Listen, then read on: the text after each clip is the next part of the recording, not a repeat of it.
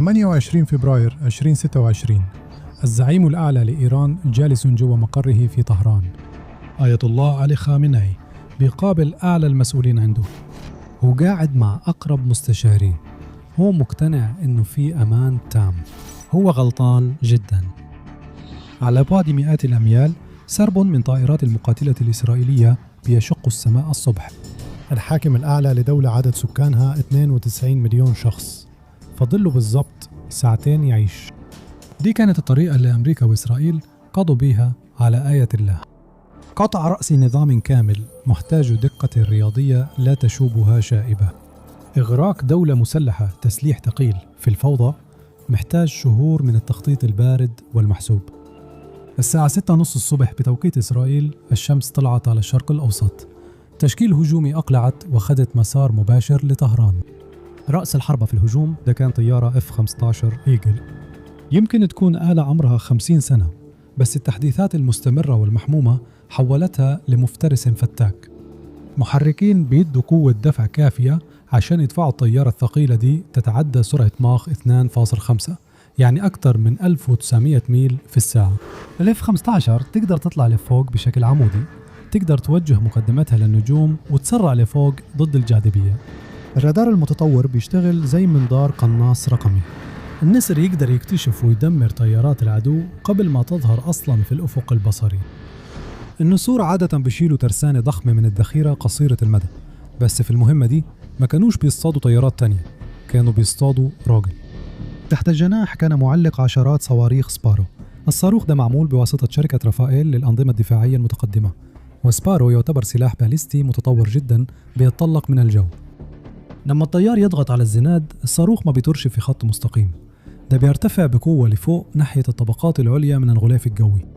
مزيج قاتل من أجهزة تحديد المواقع العسكرية والملاحة بالقصور الذاتي بيوجه الصاروخ بعد كده في سقوط فرد صوتي راجع للأرض. الطيار يقدر يطلق صاروخ سبارو من على بعد أكثر من 600 ميل أو 1000 كيلومتر من المسافة الفاضية، والصاروخ هيصيب هدف بحجم ترابيزة سفرة. ده مرعب ودقته لا يمكن إنكارها، ومليان بعشرات من القذائف القاتلة المعتمدة على الطاقة الحركية دي. ال F-15 اتحركت ناحية الشرق. الرحلة لطهران أخذت شوية أكثر من ساعتين، بس الهدف كان عملياً خالد. آية الله علي خامنئي ما كانش راجل غبي. بالنسبة للولايات المتحدة وإسرائيل كان العدو الأول للشعب الإيراني، وكان بيظهر نفسه كأنه لا يقهر. هو ادعى أنه قتله مش هيبطئ حركة الجمهورية الإسلامية حتى شوية. وراء الأبواب المغلقة الحقيقة كانت مختلفة. هو أمر ببناء مخبأين تحت الأرض منفصلين تحت المجمع المحصن بتاعه في طهران. المخابئ دي كانت مدفونة بعمق كبير جدا تحت الأرض، لدرجة أن الوصول لأبواب الحماية كان محتاج أسانسير خاص. المشوار من السطح لحد الصخور الصلبة كان بياخد أكثر من 5 دقايق. هو استخدم نفس تكتيكات حليفه القديم زعيم حزب الله حسن نصر الله. كان بيرجع لملجأه كل ليلة، وما كانش بيطلع للمكاتب اللي على السطح غير في ضوء النهار. بعدين حرب ال12 يوم في يونيو 2025 غيرت كل حاجة. إسرائيل نفذت هجوما مفاجئ وضخم على المنشآت العسكرية والنووية الإيرانية، وقتلوا قادة عسكريين كبار وقضوا على علماء نوويين من الصف الأول. بعد المجزرة خامنئي بقى زي الشبح، اختفى عن أعين الناس، قضى تقريبا كل وقته مدفونا تحت الأرض. إسرائيل والولايات المتحدة واجهوا واقعا تكتيكي قاسيا جدا. كانوا عارفين إنهم مش هيلاقوا فرص كتير عشان يتخلصوا من آية الله. الهدف كان عنده جنون الارتياب بشكل كبير. كانت هتكون في فرص صغيرة جدا وقصيرة لما يطلع فوق الأرض ويبقى في مرمى نظرهم. كان لازم يحسبوا إمتى الفرص النادرة دي هتظهر، وكان لازم يحطوا الخطط اللازمة عشان يضربوا في اللحظة المناسبة. ولما يجي الوقت المثالي كانوا محتاجين بيانات. لمدة شهور أجهزة المخابرات الإسرائيلية والأمريكية بدأوا عملية مراقبة خانقة. بدأوا يتعلموا كل اللي يقدروا عليه. ما اكتفوش بمراقبة خامنئي بس، تتبعوا طاقمه، راقبوا أفراد حراسته، رسموا خريطة لمقربيه، راقبوا مستشاريه، وسجلوا أفراد عائلته. راقبوا كل مسؤول إيراني مهم دخل دائرته، وحددوا تفاصيل كل ساعة من حياته وروتينه اليومي ومجمعه. كانوا محتاجين يحددوا اليوم والوقت والمكان المثاليين علشان ينفذوا الضربة. كان لازم يضمنوا إنه لما الفرصة تيجي ضربتهم هتكون بدون أي خطأ. الفشل ما كانش خيار. باستخدام أدوات سرية عملاء إسرائيل اخترقوا كاميرات المرور في أنحاء طهران مباشرة. ركزوا على الكاميرات اللي موجودة في شارع بستور اللي فيه مقر خامنئي. الاختراق الرقمي ده خلاهم يراقبوا اللي بيحصل على الأرض بشكل دائم. قدروا يوصلوا للبث المباشر للمنطقة وكانوا شايفين بالضبط مين داخل ومين خارج في أي لحظة. على مدار شهور من المراقبة الصامتة كون عملاء المخابرات في وحدة 8200 الإسرائيلية صورة مفصلة للمنطقة. كانوا عارفين كل حاجة عنها ورسموا أدق التفاصيل وسجلوا الطرق اللي كان بياخدها السواقين والحراس عشان يوصلوا للشغل في المجمع. سجلوا الساعات اللي كانوا فيها في الخدمة كل يوم وتابعوا مين كانوا مكلفين بحراسته، حتى أنهم رسموا الأماكن المحددة اللي كانوا بيحبوا يركنوا فيها عربياتهم. واحد من قدامى عملاء CIA شرح الواقع النفسي للعملية دي. الموضوع زي لعبة بازل ضخمة، انت بتجمع كل الحاجات الصغيرة دي مع بعض، ولو في أماكن ناقصة فيها بيانات موثوقة بتدور أكتر في الفجوات دي. كل حاجة هتفرق. إزاي بيجيبوا أكلهم؟ بيعملوا إيه في الزبالة بتاعتهم؟ كلنا بنصحى وبننام، كلنا بناكل وبنشرب، كل حاجة بتعملها بتسيب أثر. عملاء إسرائيل اخترقوا أبراج المحمول المحلية في المنطقة حوالين شارع بستور وهواتف المسؤولين وموظفيهم علشان يعرفوا أكثر عن تحركاتهم. جمعوا كميات هائلة من البيانات الخام وحطوها كلها في خوارزميات معقدة علشان تكتشف الأنماط بشكل تلقائي. الأجهزة رسمت صورة واضحة ومفصلة جدا لمقر قيادة العدو. وكالة الاستخبارات المركزية الأمريكية كانت بنفس القدر من الإصرار. وكالة الاستخبارات المركزية استخدمت أصولها وتقنياتها السرية الخاصة لمراقبة آية الله عن قرب. تتبعوا تحركاته واجتماعاته وعاداته المتجذرة بعمق. اتعلموا كل حاجة يقدروا يعرفوها عن طريقة حياته وعن الناس اللي كان بيقابلهم، وبالضبط إمتى كان أكتر وقت ممكن يخرج فيه من مخبأه. أيام وأسابيع وشهور عدت. 2 من أعظم أجهزة الاستخبارات في العالم كانوا بيراقبوا من الظل، وهم المسؤولين الإيرانيين بيقوموا بشغلهم. العملاء استنوا بصبر وقتهم المناسب. كانوا مستنين اللحظة المناسبة اللي هتديهم فرصة ينفذوا ضربة ناجحة. وبعدين لاحظوا حاجة غريبة. المخابرات الإسرائيلية عرفت إنه علي خامنئي كان مقرر يحضر اجتماع كبير، وكان في مجموعة كبيرة من كبار المسؤولين الإيرانيين مجتمعين في مقره اللي فوق الأرض يوم 28 فبراير. قائمة الأهداف كانت مذهلة. محمد باكبور القائد العام للحرس الثوري الإيراني، عزيز نادير زادة وزير الدفاع الإيراني، الأدميرال علي شمخاني رئيس المجلس العسكري في البلاد، سيد ماجد موسوي قائد القوة الجوفضائية في الحرس الثوري الإيراني، محمد شيرازي نائب وزير الاستخبارات الإيراني. حتى أفراد عائلة آية الله المباشرين تم الكشف عنهم، ابنه مجتبى وابنته بشرى مع أزواجهم.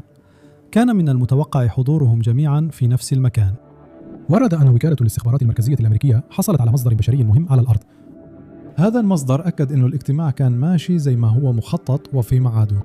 بعض خبراء الاستخبارات اقترحوا أن في عميل مزروع بعمق جوه الدائرة المقربة للآيات الله. حد في الآخر قرر يخونه. بغض النظر عن إزاي حصلوا على المعلومات دي، اللحظة دي كانت اللي أمريكا وإسرائيل مستنينها. دي كانت فرصتهم الذهبية. كانوا يقدروا يشلوا قيادة البلد كلها بشكل دائم بضربة عنيفة واحدة. ما كانوش يقدروا يتحملوا إنهم يفشلوا. دي كانت فرصة مش هتتكرر في العمر. كانوا بالفعل بيخططوا بهدوء لهجوم على إيران. في البداية كانوا مخططين يبدأوا هجومهم بالليل وتحت جنح الظلام، لكن الفرصة الجديدة دي خلتهم يغيروا الخطة دي. قبل العملية بأيام قليلة أمريكا وإسرائيل غيروا خططهم التكتيكية بالكامل. لغوا الهجوم الليلي. بدل كده قرروا يهاجموا في وضح النهار. اختاروا اللحظة اللي المسؤولين الإيرانيين عمرهم ما كانوا حيتوقعوها. كل ما اقترب موعد الإطلاق الحاسم، إسرائيل وأمريكا فضلوا محافظين على سرية خططهم. السر كان محفوظ بشدة، وما كانوش يقدروا يخاطروا حتى بأقل احتمال إنه نواياهم الحقيقية تتسرب. لو النظام الإيراني شم حتى ريحة بسيطة من اللي أعدائهم مخططينه، الاجتماع اللي كان مقرر يوم 28 فبراير كان هيتلغي فوراً. آية الله كان هيتآمن بسرعة ويتحط في أعماق مخبأه تحت الأرض، وهيكون بعيد تماماً عن متناول حتى أقوى الصواريخ البالستية الإسرائيلية. أمريكا وإسرائيل قدروا يخبوا كل معلومة بإحكام، لكن ضوء النهار خلق نقطة ضعف قاتلة. وقت ما الطيارات الإسرائيلية دخلت المجال الجوي لطهران كان الصبح ماشي زي ما هو مخطط بالضبط. عدد من المسؤولين الإيرانيين الكبار كانوا وصلوا بالفعل لمجمع خامنئي. المجمع الضخم كان مكون من عدة مباني محصنة بشكل كبير، كان فيه مكاتب رئاسة الجمهورية الإيرانية، وكان فيه مجلس الأمن القومي. المرشد الأعلى نفسه كان بيشتغل من مبنى منفصل. كتير من المسؤولين كانوا مجتمعين في واحد من المباني الرئيسية. آية الله علي خامنئي كان معزول في مكتبه المنفصل. ده كان الساعة 9:30 الصبح بتوقيت المحلي. الفصل الجسدي بين الأهداف ما كانش ليه أي أهمية خالص. المقاتلات الإسرائيلية كانت شايلة صواريخ سبارو كفاية علشان تدمر المجمع كله لحد الصخر. الإيرانيين عمرهم ما شافوا منفذ الاغتيال وهم جايين. هم قضوا عقود بيتدربوا بشكل مستمر علشان يتوقعوا الهجمات في المساء أو أثناء الليل. ولا واحد فيهم كان متوقع إنه أعدائهم اللدودين ينفذوا ضربة لتصفية القيادة في عز النهار. لكن الهجوم في وضح النهار فرض مشكلة كبيرة. لو أي مدني أو حارس لمح التهديدات اللي جاية كان ممكن يعمل مكالمة تليفون واحدة بس. آية الله بياخد رحلة المصعد اللي بتستغرق 5 دقايق. المهمة فشلت. شهور من التخطيط وسنين من جمع المعلومات هتروح على الفاضي. أمريكا وإسرائيل كانوا محتاجين صمت إذاعي تام على الأرض. عملاء المخابرات الإسرائيلية والأمريكية شغلوا في نفس الوقت آلية تعطيل رقمية. استغلوا سيطرتهم على أبراج المحمول المحلية كسلاح، وقطعوا كل الخدمات الرقمية في المنطقة اللي حوالين شارع باستور. خنقوا الشبكة بتشويش كامل. حتى لو حاول حارس مذعور يتصل بفرق الأمن عشان يحذرهم من هجوم وشيك، حتى لو حاولوا يوصلوا لحراس خامنئي الشخصيين من النخبة، ما كانوش هيعرفوا يوصلوا لهم أبداً. قفلوا الحي كله رقمياً، والفخ الخفي اتقفل فجأة. الساعة 49 الصبح بدأت الضربات المباشرة. الطائرات المقاتلة على ارتفاع عالي أطلقت حمولتها، وعشرات من صواريخ سبارو المتطورة اتجهت بسرعة جنونية ناحية المجمع خامنئي. في ثواني معدودة بعض من الصواريخ الدقيقة جو أرضي أصابت أهدافها بنجاح. في لحظة حولوا المباني الخرسانية اللي كانت واقفة بقوة لعقود إلى أكوام من الأنقاض المشتعلة. عوديد إيلام الرئيس السابق لقسم مكافحة الإرهاب في الموساد لخص الواقع المرعب للحروب الحديثة. 60 ثانية، ده كل اللي أخذته العملية دي، بس هي نتيجة سنين من التحضير. ساحة المعركة الحديثة ما بقتش بتتحدد بالدبابات والطائرات بس، بقت بتتحدد بالبيانات والوصول والثقة والتوقيت. دقيقة واحدة ممكن تغير منطقة كاملة، وده فعلا اللي حصل. أعمدة ضخمة من الدخان الأسود الكثيف خنقت الجو.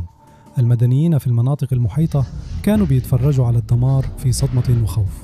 في لمح البصر تم مسح مجمع خامنئي الأسطوري من على الخريطة، والمكان اللي كان ملاذ آمن ليه وللمسؤولين بتوعه اختفى.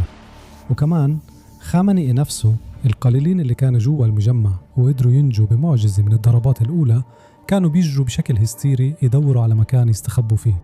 ابن خامنئي مجتبى كان واحد من الحالات النادرة دي.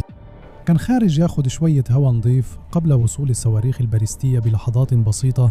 اتصاب إصابة جامدة في رجله، فقد أبوه ومراته وابنه في الانفجار. قدر يجر نفسه ويخرج من تحت الركام وهو عايش. علي خامنئي نفسه ما كانش عنده أي فرصة للنجاة. في سن 86 سنة حياته انتهت فجأة وبعنف، مع كتير من أقرب وأهم المسؤولين اللي حواليه.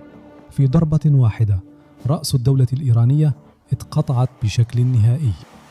صور الأقمار الصناعية بعد الحادث على طول كشفت مدى الدمار الكارثي. في الساعات اللي بعدها القوات الأمريكية والإسرائيلية نفذت عددا لا يحصى من الضربات الجوية والقصف على دفاعات إيران الجوية والرادارات والمعسكرات العسكرية وبنية تحتية تانية مهمة. اللي بقوا من النظام حاولوا بسرعة يشكلوا مجلس مؤقت من 3 أشخاص عشان يبينوا إن في شوية سيطرة. اختاروا مجتبى خامنئي كقائد أعلى جديد ليهم. ضربة لقطع رأس القيادة في أول يوم من الحرب تعتبر كالشمالك عسكري نهائي، وده نفس الكمال اللي كان فلاديمير بوتين متوقعه لما أمر بغزو أوكرانيا. كان متوقع نصر كامل في 60 ثانية.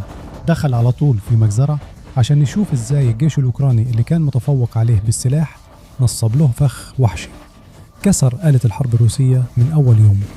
اضغط على الفيديو اللي قدامك دلوقتي وهنشوفك في ساحة المعركة الجاية.